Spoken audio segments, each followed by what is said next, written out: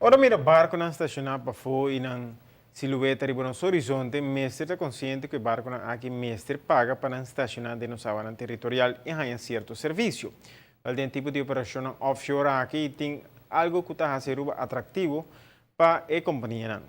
Quizás lo botar assombrar para descobrir que o secreto está mais ribatera o de la mar. O barco está buscando lugar para ancrar e nós temos bom água, bom corrente, bom anchor ground, pero mais tanto maneira sempre uma vez aí sai no strong selling point.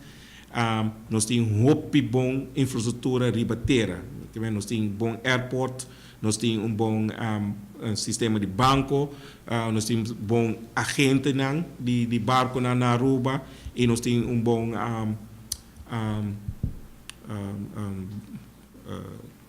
coisa de telecomunicação.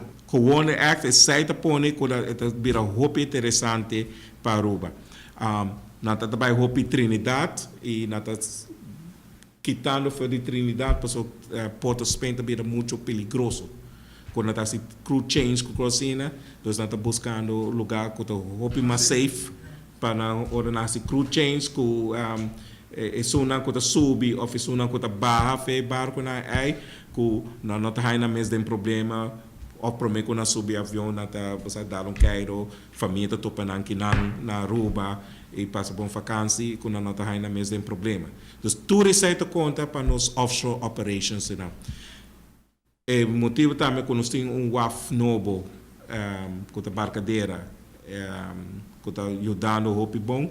Esse aí também é bom, porque nós não podemos offshore business, como nós chamamos aqui, se nós não temos suporte e cooperação de WAF.